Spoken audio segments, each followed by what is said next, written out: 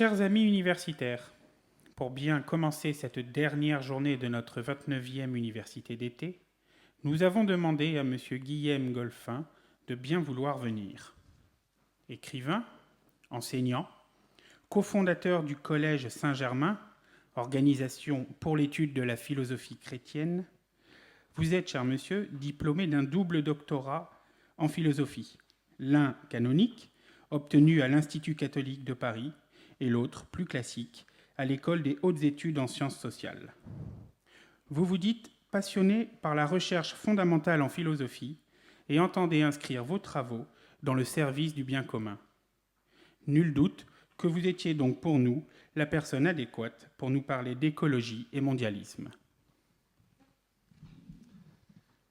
Merci.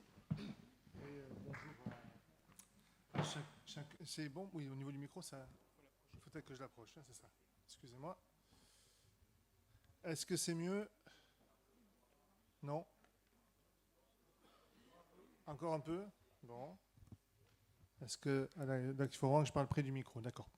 Bon, excusez-moi, très bien. Donc, bonjour à tous. Et je tenais d'abord, pour commencer, à remercier Jean-Pierre Maugendre pour son invitation. Donc, c'est la première fois que je viens à Renaissance catholique, en tout cas à l'université d'été. J'avais eu l'occasion de venir aux rencontres du livre déjà. Mais je suis très honoré de cette invitation. Et je tiens également à souligner quand même la relative inconscience de Jean-Pierre Maugendre en m'invitant. Parce que, oui, je pense que je ne suis pas le premier à le dire, mais puisqu'avoir écrit un petit livre sur la mondialisation, le livre n'est pas très épais, ne fait pas de moi, loin s'en faut, un spécialiste de la question. Quant à l'écologie, eh bien, jusqu'à cette invitation, je ne m'y étais intéressé que de très loin. Et en fait, c'était très largement pour moi une terra incognita, au-delà des connaissances, disons, communes que nous pouvons tous avoir à ce sujet. Alors, bien sûr, j'ai quand même un petit peu travaillé la question. J'espère que ce que je pourrais avoir à dire va vous intéresser. Je compte aussi un peu sur votre indulgence parce on ne comble pas d'immenses lacunes en quelques semaines, même si on a un petit peu travaillé. Alors, s'interroger donc sur écologie et mondialisme, c'est le sujet qui m'a été soumis. C'est bien sûr étudier les relations entre ce qui se présente d'abord comme une science de la nature, qui s'est prolongée depuis les années 60 du XXe siècle en une forme de discours politique, et ce qu'on a assez spontanément tendance à qualifier d'idéologie mondialiste. Bon, j'essaierai d'éviter le terme d'idéologie, mais il est certain que le terme de doctrine pour évoquer le mondialisme est peut-être trop précis. C'est pas forcément une forme de pensée tout à fait structurée non plus, encore que c'est pas non plus informe. Mais il n'y a pas forcément de doctrine très très précise. Bon, en tout cas, il y a une forme de pensée, disons, qui se traduit surtout dans une action qu'on va appeler mondialisme. Je vais bien sûr y revenir.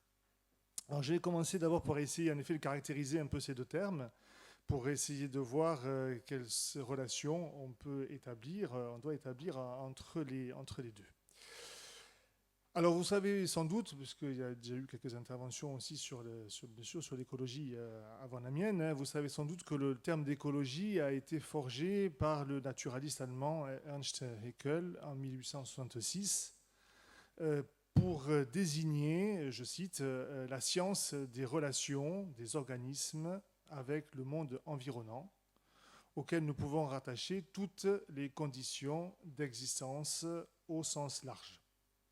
C'est dans un ouvrage sur la morphologie générale des organismes, publié en 1866, que vous pouvez trouver, texte qu'on peut trouver dans une anthologie que je signale, qui est les grands textes fondateurs de l'écologie, publié en 2013, chez Jean Flammarion, qui est extrêmement intéressant, puisque ça donne accès à un certain nombre de textes qui sont souvent fondamentaux, en effet, et en tout cas intéressants. Bien, ces conditions d'existence telles que l'entendait Haeckel sont à la fois d'ordre organique. Il s'agit bien sûr de la coexistence, de l'interaction entre les êtres vivants, Et d'ordre inorganique, c'est tout le rapport avec les propriétés de l'air, du sol, bref, tout ce qui a trait en effet à l'environnement au sens très général.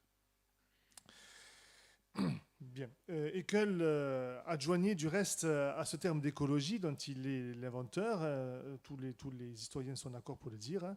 Il lui adjoignait un autre terme qui, lui, n'a pas eu de postérité, ce qu'il appelait la chorologie, c'est-à-dire la science qui a pour objet la distribution des espèces vivantes sur la surface terrestre.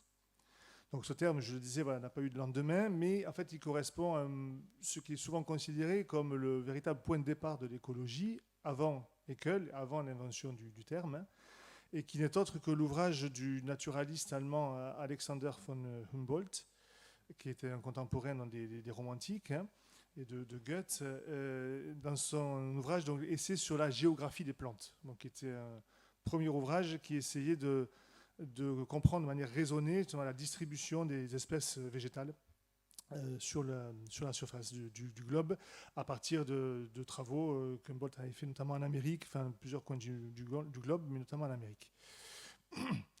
Bon, celui d'écologie, donc,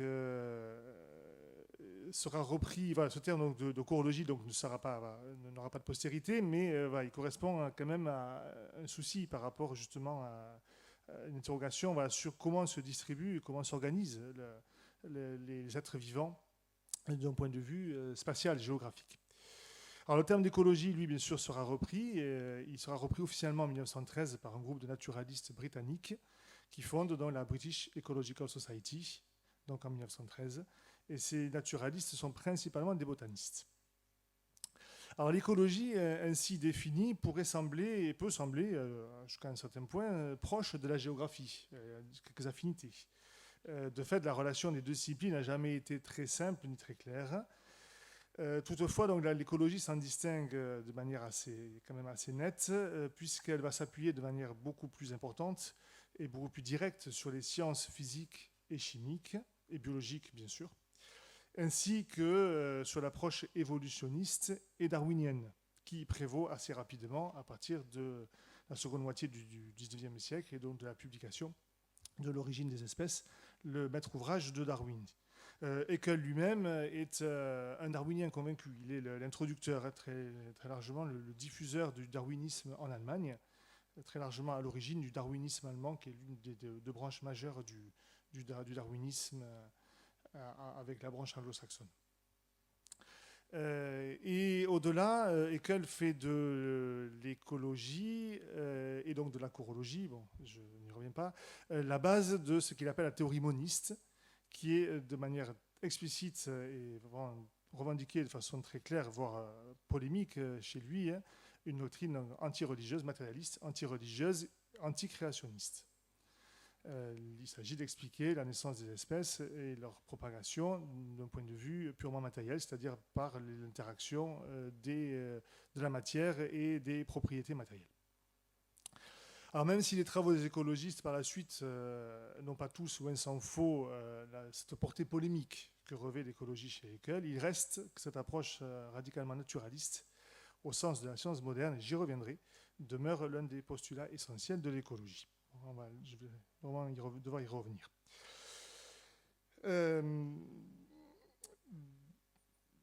Bien. Alors, à partir de là, pour le dire de façon très schématique, puisque bien entendu, je n'ai pas le temps de rentrer dans tous les détails, loin s'en faut, l'écologie va trouver donc un très fort développement au cours du XXe siècle. Donc, il n'est pas possible de retracer tous les entrelacs qu'a connu cette science entre sa composante européenne, sa composante américaine, sa composante russe et puis soviétique, qui a été extrêmement importante. Je m'en tiendrai à quelques indications assez sommaires. Donc très, très schématiquement, l'écologie se développe dans un premier temps autour de la géographie des plantes. Enfin, c'est le point de départ. La société écologique britannique, et je l'avais signalé, était surtout le fait de botanistes. Ça va marquer assez durablement l'écologie, qui s'interroge beaucoup d'abord sur la question des végétaux, la distribution des végétaux. Mais ceci d'un point de vue dynamique aussi, comment une zone d'un territoire donné pourrait être peuplée, on va dire, successivement à travers le temps, donc par des espèces vivantes, et comment ces espèces vont interagir les unes avec les autres, se limiter mutuellement, bon, ou voire aussi s'aider, puisqu'il y a les phénomènes de symbiose qui peuvent jouer. Bref, quelles sont toutes ces relations qui vont permettre d'expliquer que dans un temps donné, un territoire donné soit peuplé et qu'il y ait, au bout d'un certain temps, un remplacement par d'autres espèces végétales qui vont l'emporter. Bon. Autant de questionnements qui sont l'un des foyers de départ, en tout cas, de la réflexion en écologie. Une approche plus globale va ensuite donc se développer, qui va tenir compte de tous les acteurs, les animaux, et aussi dans les acteurs plus physico-chimiques, qui va conduire à énoncer la notion devenue tout à fait courante, que nous connaissons tous, au moins en tout cas le terme, la notion d'écosystème. Bon, l'écosystème qui va se définir comme disons, un lieu géographique suffisamment unifié, suffisamment clos sur lui-même, pour pouvoir être étudié d'un point de vue justement systématique comme étant voilà, un développement un peu endogène, si on peut dire, mais mettant en jeu, bien sûr, un grand nombre d'espèces différentes et de facteurs physico-chimiques différents. Bien, l'écosystème va comprendre tous les paramètres que déjà vous voulez mettre en avant Haeckel. Alors ceci va se développer, y compris sur un plan très mathématique, très mathématisé, en s'appuyant sur les théories physiques et notamment la fameuse thermodynamique, c'est-à-dire toute une réflexion autour de la question énergétique. Et avec des questionnements sur la transformation de l'énergie à partir de l'énergie solaire, comment ça va se transformer, ça va être absorbé par les végétaux, transformé en biomasse, quels seront combien il faudra en termes d'énergie, tel taux pour pouvoir après nourrir telle population animale, bon, et ainsi de suite. Comment on passe de la synthèse primaire vers une synthèse secondaire. Donc toute la question de ce qu'on va appeler l'approche trophique. Bon, l'approche trophique, c'est-à-dire tout ce qui va concerner la nutrition, en fait, mais comprise en termes vraiment de raisonnement énergétique. Bien, à partir de là, on essaie de comprendre, de modéliser les cycles des éléments, l'azote, le carbone, bon, et ainsi de suite. Je ne peux pas là encore rentrer bien sûr dans tous les détails. Cela va conduire à des approches même plus spéculatives, troisième aspect que je souligne, voire avec des gros guillemets un peu plus mystiques, avec la notion de biosphère qui va être dégagée par le savant russe Vernadsky, qui était l'un des grands écologistes, biologistes écologistes russes puis soviétiques, qui est à cheval sur le 19e et 20e siècle, lequel aura l'occasion de rencontrer un certain Teilhard de Chardin et d'adopter un peu à la suite de cette rencontre et puis je pense de la lecture de Teilhard de Chardin, la notion aussi de noosphère. Bon, alors ça je ne m'étendrai pas sur ça, mais la biosphère, il va la définir en fait comme l'interaction en fait globale justement de tous les êtres vivants entre eux et avec la Terre en tant que matrice, on va dire, il fait un support physico-chimique, mais considéré d'un point de vue vraiment global. La biosphère, c'est la Terre en fait considérée du point de vue justement du développement des formes de vie et de toutes les interactions que l'on peut supposer. Donc c'est l'interconnexion, on peut dire, de tous les êtres vivants et dans leur rapport avec la Terre. Bon, ceci pourra même être développé jusqu'à la fameuse hypothèse Gaïa, développée par le savant américain Lovelock, où la Terre est considérée comme un être vivant ou un quasi-être vivant, interagissant avec tous les acteurs particuliers que sont les êtres vivants singuliers, les espèces vivantes, et bien sûr l'homme. Avec cette idée qu'il y a une sorte d'autorégulation de la Terre. Bon, ce sont une hypothèse qui a été très critiquée, y compris bien sûr dans les milieux écologistes, mais qui a quand même aussi marqué assez la réflexion. Dernier aspect à souligner, la mise en accusation progressive, bien sûr, de l'activité humaine comme perturbatrice des équilibres naturels. Donc ça va intervenir à partir surtout de la seconde moitié du XXe siècle. L'interrogation sur le rôle de l'homme dans la nature est antérieure, même sous la forme d'une certaine inquiétude sur les dommages que pourrait provoquer donc, l'activité humaine. Ça remonterait même au XVIIIe siècle chez certains auteurs. Ça se trouve au XIXe siècle, mais très clairement, ça va avoir un développement et prendre une acuité beaucoup plus forte au XXe siècle, psychologiquement au moins, enfin physiquement quand même aussi, mais psychologiquement, il est évident que les bombes atomiques, à partir des essais au Nouveau-Mexique, et puis bien sûr du largage des bombes sur les villes japonaises, va beaucoup marquer de ce point de vue-là, et sans doute constitue un peu un point de départ d'une interrogation vraiment accrue. Alors, ça sera scandé par un certain nombre d'ouvrages, dont l'un des plus célèbres est celui de l'américaine Rachel Carson, Printemps silencieux, publié en 1962, qui, pour la première fois, met en accusation l'usage intensif de pesticides dans l'agriculture et les répercussions que cela peut avoir sur les êtres vivants, végétaux, animaux, mais y compris l'homme et la santé humaine. Bon, j'aurai l'occasion un petit peu d'y revenir, bien sûr, un développement donc, de ces interrogations, une mise en accusation de plus en plus forte de la part de certains, en tout cas écologistes et savants, de cette activité humaine, une inquiétude qui va être soit sincère, soit manipulée, ça reste encore un point qui mériterait discussion, mais en tout cas qui va être croissante. Jusqu'au catastrophisme que nous connaissons encore de nos jours, hein, qui commence assez clairement avec le fameux ouvrage là aussi de Paul Ehrlich, La bombe P, P pour population, publié en 1971, là, qui est clairement dans une optique assez apocalyptique sur le fait que voilà, la Terre ne pourra pas subvenir aux besoins d'une population qui se développe, une population humaine qui se développe de façon exponentielle. Bon, les prédictions d'Ehrlich se sont avérées pas complètement fausses sur le plan des calculs qu'il avait fait en termes de nombre de populations, puisque ça correspondrait à peu près à ce qu'il prédisait pour le coup, mais par rapport aux conséquences, lui donc imaginait une sorte d'hécatombe par défaut de nutrition. Donc une approche radicalement malthusienne qui va beaucoup marquer et qui continue à marquer le discours écologiste, qui du coup donc, va se développer en un discours politique. Je vais y revenir dans quelques minutes. Bon voilà, pour très schématiquement, je me suis un petit peu étendu, et à la fois ça reste vraiment très très schématique, bien sûr, hein, donner quelques jalons sur le développement de ce qui est vraiment, rappelons-le quand même, une science au départ, hein, et qui va donc avoir un débouché politique assez clair, qui continue à être une science, mais qui a aussi donc ce versant politique. Alors si j'étais un petit peu loin sur l'écologie, je vais peut-être pouvoir aller un peu plus vite sur le mondialisme, encore qu'il y aurait bien sûr beaucoup à dire. Bon, le sujet est un peu plus connu sans doute. Bon, le terme de mondialisme, c'est un terme plutôt péjoratif, plutôt utilisé par ceux qui vont s'opposer à la mondialisation. Il va désigner de façon très générale la conception des apologues de la mondialisation. Donc on désigne par mondialisme, c'est plutôt ça, ceux qui vont faire l'apologie de la mondialisation et ceux qui vont en faire au-delà de l'apologie, la promotion, parce que c'est pas qu'au niveau du discours, c'est aussi bien sûr au niveau de l'action, pour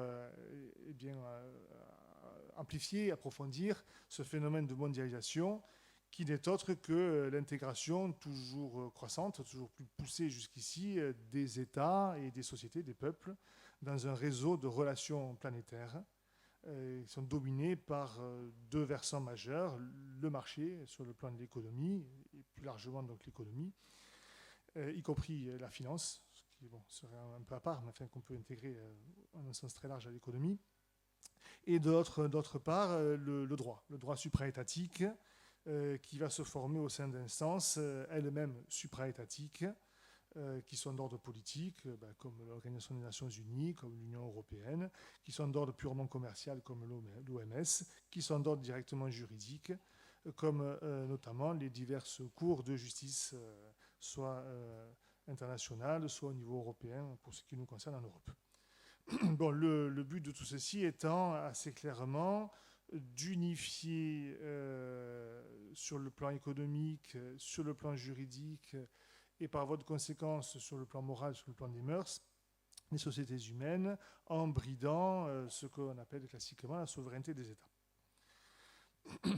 Bon, le but, au-delà de cette uniformisation, est assez clairement le but, oui, ou l'horizon, c'est une sorte de gouvernance mondiale, dont ce que nous sommes en train de vivre nous fait de plus en plus palper, je dirais, de façon assez quand même claire maintenant et assez aiguë, la réalité. Le fait que la gestion de l'épidémie, qui n'est pas encore totalement finie, que nous connaissons depuis 1 an et demi maintenant, à peu près, ou un peu plus, le fait qu'elle soit quand même très uniforme sur le plan mondial ne peut bien sûr qu'interpeller, interroger, et bien sûr manifeste cette force que revêt donc ce pouvoir qui n'est pas encore, enfin, un pouvoir mondial très bien dessiné, on va dire, mais qui de fait est quand même une réalité et qui vise bien sûr à toujours plus asseoir une forme de gouvernance mondiale.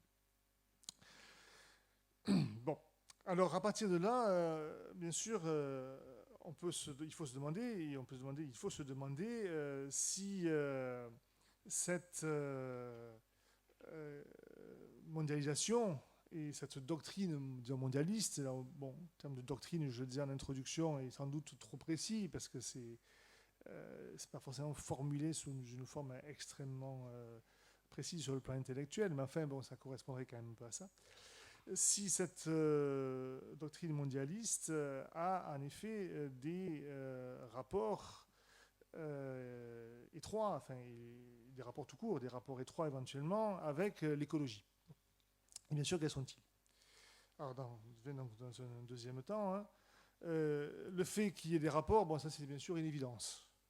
Le fait qu'il y ait une connivence de fait entre mondialisme et écologie est clair et ça s'est donc, je dirais, installé, s'est monté en puissance de façon assez concomitante à partir de la seconde moitié du XXe siècle. Ça correspond au dernier aspect que j'ai souligné de l'écologie, hein, le soulignement donc de l'impact de l'activité humaine sur l'environnement terrestre, y compris le fameux climat, et par conséquent l'émergence de l'écologie comme force politique. Bon, les biais par lesquels les liens se sont tissés, je ne peux pas rentrer dans tous les détails, ça serait un peu fastidieux du reste, hein, mais le point de départ, très clairement, c'est quand même la création d'un grand nombre d'ONG, et ça a commencé, comme bien souvent, et étant donné le contexte historique, c'est tout à fait compréhensible, par des mouvements donc, en Amérique, aux États-Unis d'Amérique, hein, un grand nombre d'ONG qui ont commencé donc, à militer pour justement la question environnementale, contre l'usage des pesticides par exemple, en tout cas un usage intensif, contre l'énergie atomique en tant qu'elle peut être destructrice, bon, et ainsi de suite. Bon, rappelons que les États-Unis sont des pionniers sur cette question de la protection de la nature. Ils ont été les premiers à créer les parcs naturels. Bon, le tout premier étant celui de Yellowstone, hein, qui est bien connu. Enfin, en tout cas, le nom est bien connu. Il y en a eu un certain nombre. Et cette problématique de protection de l'environnement et d'un certain rapport à la nature, elle émerge, en tout cas de manière quand même structurée, aux États-Unis. Bon, progressivement, donc, ça va se développer jusqu'à conduire ce que nous connaissons relativement bien, c'est-à-dire le fameux sommet de Rio en 1992, qui va mettre donc un peu à l'ordre du jour la question environnementale. Et donc il y aura d'autres sommets assez régulièrement qui suivront, et avec un très fort lobbying pour mettre la question écologique environnementale à l'ordre du jour des politiques étatiques, et s'efforcer de coordonner ça donc, sur le plan international, et donc d'imposer des normes, disons, écologiques, disons ça ainsi, aux divers États, dans une sorte d'uniformisation progressive justement des normes, comme on l'a sur d'autres aspects de l'existence, à travers donc, ces instances supraétatiques que j'évoquais tout à l'heure. Donc là, qu'il y ait une connivence, bon, de fait, c'est évident. Maintenant, la question est de savoir, peut-être au-delà du fait si cette connivence elle correspond à une connivence de droit. Autrement dit, est-ce qu'il y avait une certaine, on pourrait dire, une sorte de prédisposition à ce que mondialisme et écologie se rencontrent. L'écologie était-elle appelée à se fonder dans le discours mondialiste de ce fait à coïncider et à être en connivence avec un certain nombre de thématiques qui sont portées par l'idéologie mondialiste, telle que l'opposition au patriarcat occidental, par exemple par l'écologiste indienne Vandana Shiva, qui a pris la cause de la défense des femmes et des agricultrices en Inde contre justement la politique des grandes multinationales, mais qui en même temps en profite, si on peut dire ainsi, pour se retourner bien sûr contre l'Occident, bon, ce qui n'est pas forcément complètement incompréhensible, hein, mais en même temps en mettant le doigt sur le côté patriarcat occidental, bon, voilà, ce qui tout de suite interroge un peu davantage. Bon, les courants, la proximité des courants écologistes avec le féminisme, donc, avec toutes les mœurs que nous qualifierions, je pense, tous ici, centre de mal contre nature, bon, est assez évidente sur le plan factuel. Maintenant, est-ce qu'il y a, est-ce que ceci était, sinon préécrit, en tout cas, comme je disais, est-ce qu'il y avait une certaine prédisposition, ou bien est-ce qu'il s'agit d'une alliance un peu fortuite à l'occasion du militantisme, on va dire, intelligent de certains et de l'action militante intelligente de certains, bon, dans une sorte de conquête du pouvoir. Alors, pour essayer de répondre à cette question, ce sera le dernier temps de mon exposé, il faut, en fait, je pense, vraiment remonter à l'écologie comme science, et quitter le versant strictement politique, qui, en fait, pourrait fonctionner plus comme un écran, je crois, ici, que comme un révélateur. Il faut remonter un peu au type de science qu'est l'écologie pour montrer que, je crois, il y a en effet une certaine connivence, enfin une certaine convergence, pardon, connivence, c'est pas le terme, une certaine convergence objective qui se dessine. Alors je vais devoir être là aussi un peu schématique, mais pour aller à l'essentiel, je vais donc essayer de caractériser un peu le type de science qu'est l'écologie et montrer qu'il y a en effet des similitudes, des affinités avec une perspective, disons, de mondialisation. Alors là, l'écologie, c'est une science moderne. Bon. Elle se développe, je l'ai très schématiquement dit tout à l'heure, à partir bien sûr du XIXe siècle, dans un contexte donc porté par le darwinisme, c'est vrai, mais qui s'appuie en même temps sur les sciences physiques. Et la seconde moitié du XIXe siècle, c'est quand même vraiment l'époque triomphale de la physique, avec le développement de tout ce qui est thermodynamique, l'électromagnétisme, etc. Bon, alors, ce qui va intéresser l'écologie, c'est notamment la thermodynamique. Bref, on est donc dans un rapport avec les sciences physiques dures, comme on dit parfois. Hein. J'aime pas trop cette expression du reste, mais enfin, bon, peu importe. Avec les sciences physiques vraiment reconnues comme étant vraiment les sciences fondamentales. Bien sûr, sur la biologie aussi, qui connaît aussi un fort développement à cette époque-là. Rappelons au passage que c'est quand même l'émergence de la théorie génétique, c'est contemporain, hein, c'est le dernier tiers du XIXe siècle que les choses se mettent en place. Bon. Alors cette science moderne cartésienne, comme ainsi que je vais l'appeler, c'est pas le savoir de Descartes que je vise par là, mais le type de science qu'a contribué à mettre en place Descartes, eh bien, se caractérise bien sûr par un certain nombre de traits. Bon, j'en retiendrai certains, pas tous, mais les principaux pour mon exposé. Disons que la science cartésienne, de façon générale, c'est une science de la quantité qui va s'appuyer donc sur la mesure, sur les mesures prises sur les choses et sur un travail de mesure. C'est ensuite une science des relations. C'est-à-dire c'est une science qui va s'intéresser non pas à la nature des êtres considérés, d'un point de vue au sens, disons, plus aristotélicien du terme de nature ici, mais qui va s'intéresser à l'interaction entre les êtres. Ce qui intéresse, l'objet premier de ces sciences-là, c'est les fameuses lois de la nature, qui sont une sorte d'interaction structurante, fondamentale. Bon, la loi de Newton sur la gravitation universelle étant la première fondamentale qui a ainsi été dégagée.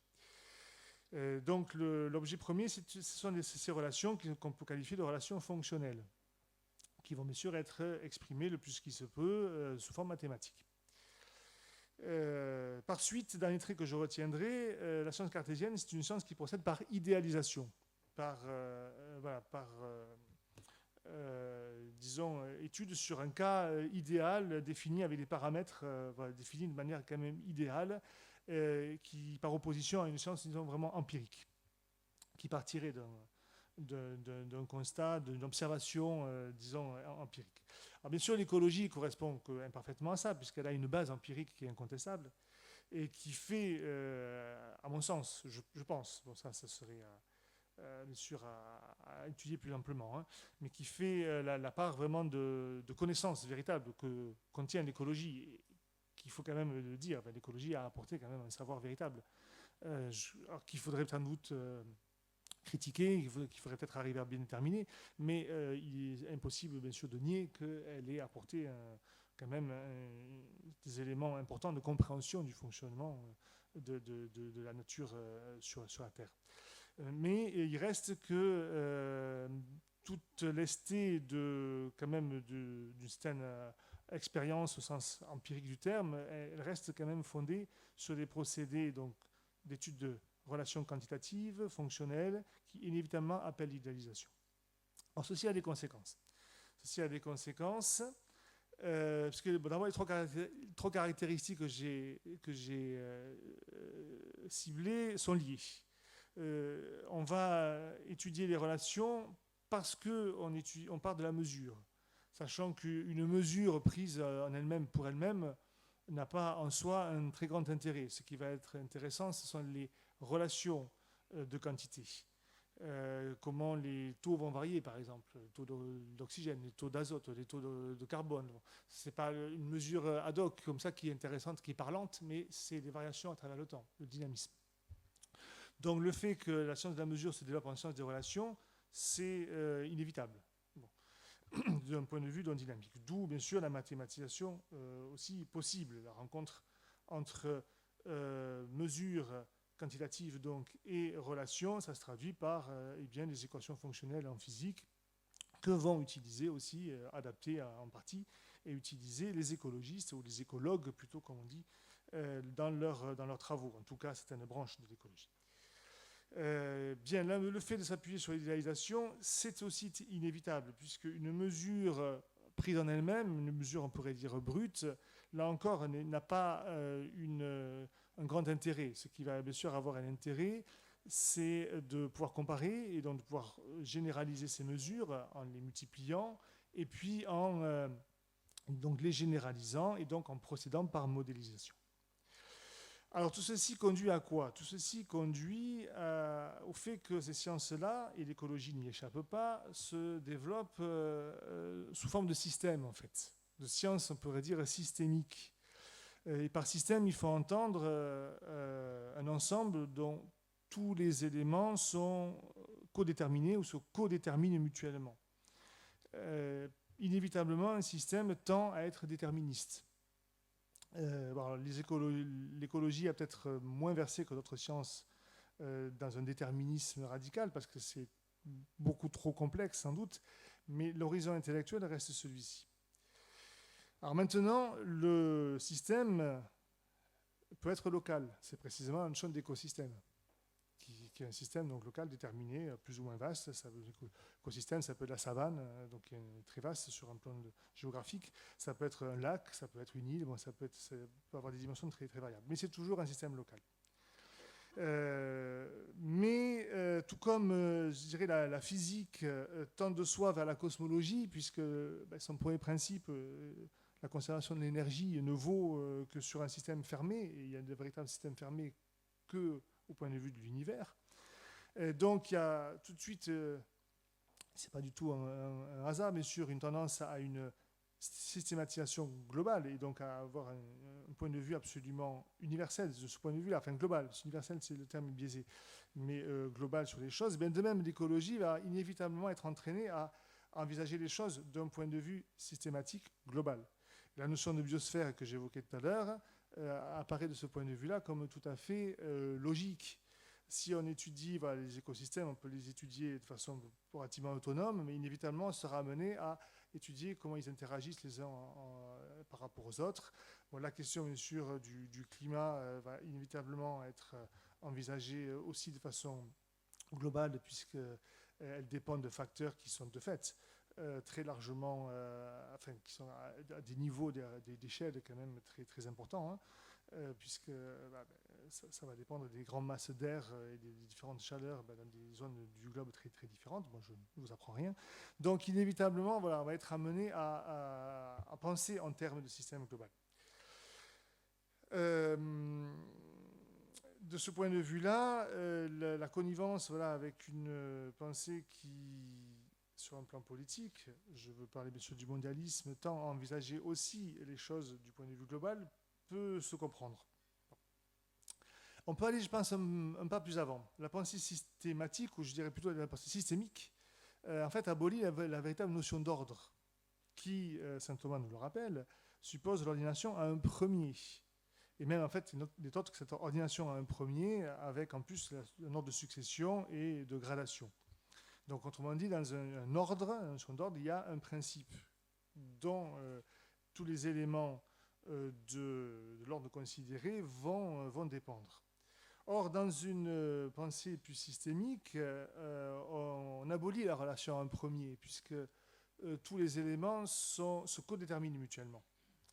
Et donc, on va abolir en fait une sorte de relation de l'antérieur au postérieur, en tout cas sur le plan non pas forcément chronologique, mais sur le plan au-delà du plan logique, sur un plan vraiment réel, enfin, sur le plan du principe.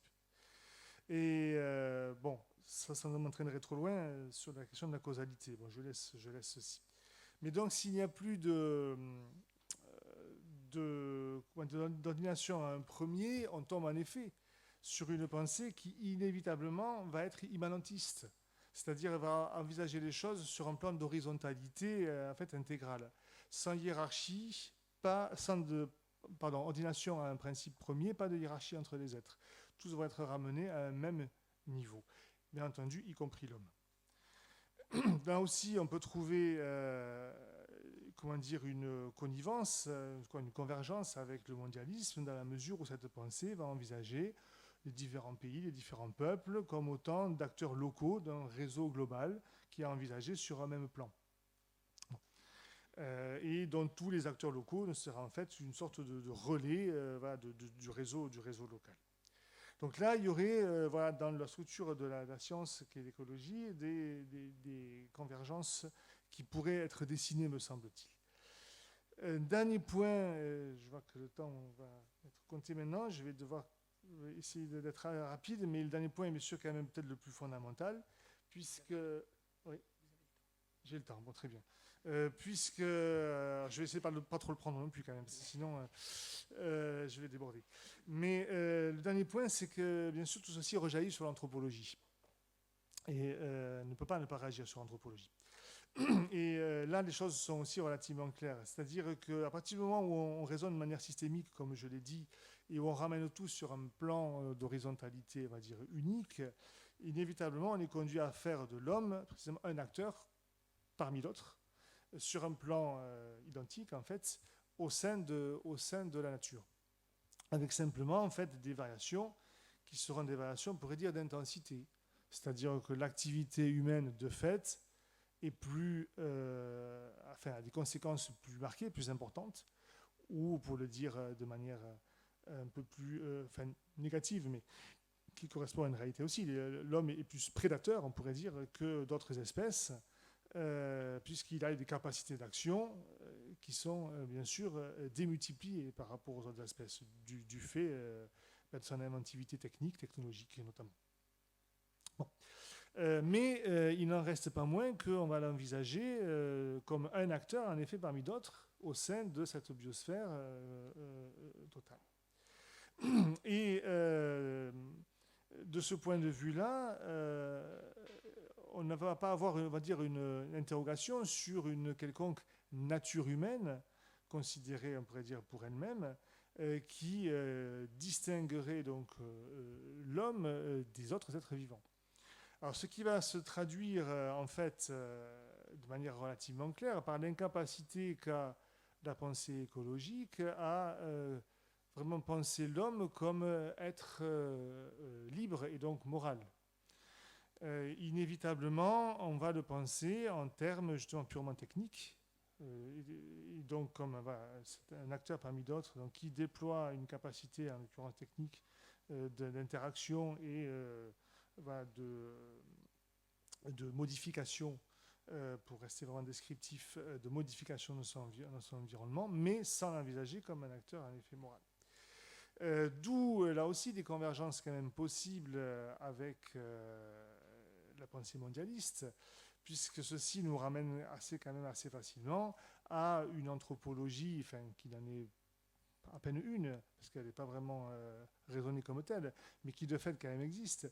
Et l'anthropologie où l'homme est réduit à un individu consommateur, où les différences culturelles sont très largement considérées comme secondes, voire où la nature humaine elle-même est entièrement indéterminée ou très largement indéterminée, quitte à ce que ce soit à l'individu lui-même de la déterminer. Bon, on peut faire bien sûr ici des rapprochements avec tout ce qui est théorie du genre, etc., dont la pensée mondialiste est quand même l'un des vecteurs très clairs depuis quelques temps maintenant et de plus en plus de nos jours.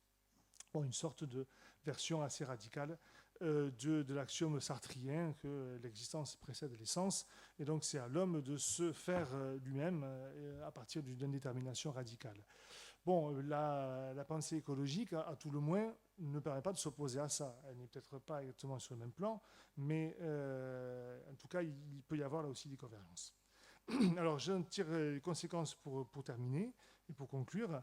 C'est que du coup, l'humanisme de l'écologie, les écologistes ont pu revendiquer parfois un certain humanisme. Alors d'abord, il peut être parfois très douteux. Bon, c'est un courant.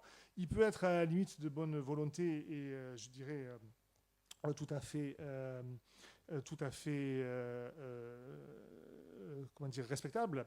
Il va y avoir des écologistes catholiques, chrétiens catholiques, qui sont éminemment respectables du point de vue de leur catholicité, on va dire, de leur humanité bien sûr, et voire de leur connaissance écologique. Mais il faut bien comprendre que cet humanisme ainsi compris, disons, qui pourrait correspondre à peu près à ce que nous pourrions considérer comme juste, ne découle pas du tout des prémices de la science. Et quelque part, c'est quelque chose d'extrinsèque. Ça fait partie davantage de préférences personnelles ou d'apports qui proviennent d'une autre source chez la personne, par exemple la foi ou des convictions aussi philosophiques ou une certaine vision philosophique, mais qui ne découlent pas de l'écologie elle-même. Par conséquent, bien entendu, l'écologie peut aussi bien véhiculer comment dire, une vision de l'homme tout à fait contraire et un anti-humanisme assez radical. Bon, on sait que des courants radicaux de l'écologie sont dans cette mouvance-là, considérant à la limite d'être comme un être, l'homme pardon, comme un être nuisible, une sorte de parasite sur la Terre, dont l'action serait purement négative. Bon, les courants les plus extrémistes peuvent aller jusque-là.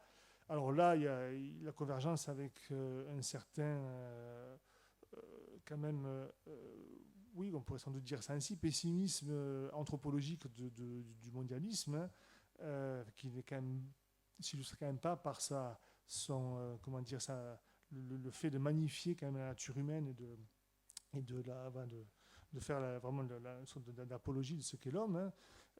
Bon, là, les corrélations peuvent aussi, je crois, se faire. Bien entendu, je ne parle même pas de la question religieuse. Encore qu'on pourrait le faire, puisqu'on a parfois l'impression à lire la littérature écologique ou écologiste, qu'il en va un peu chez eux comme si l'homme était en effet responsable d'une sorte de chute de la nature, comme nous dit Saint Paul, mais sans qu'il y ait ici, bien sûr, du tout de rédempteur. Bon, c'est une sorte de parodie de ce que nous dit la foi, que la nature, en effet, est aussi enfermée, captive, comme nous dit Saint Paul, du fait de la faute de l'homme. Bon, on a parfois l'impression d'une sorte de parodie de ce discours-là dans un discours écologiste. Et bien entendu, il n'y a pas d'horizon salvateur qui en permettrait de garder une certaine espérance.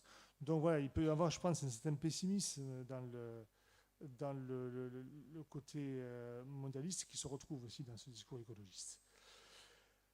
Alors j'aurais peut-être quelques éléments de très rapide conclusion. À partir de là, que faut-il penser quand même de l'écologie? Euh,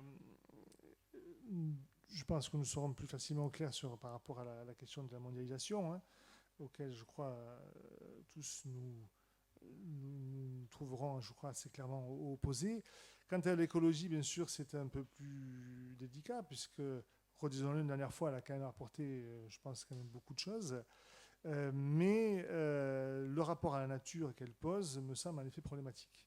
Bon, et à la limite, cette convergence, je conclurai sur ça, entre mondialisme et écologie, peut se comprendre du fait qu'on est quand même sur des structures de pensée qui émergent quand même à la même époque, correspondent à une structure de pensée, disons, plus largement moderne, qui met vraiment en question la notion de nature et le rapport à la nature de l'homme.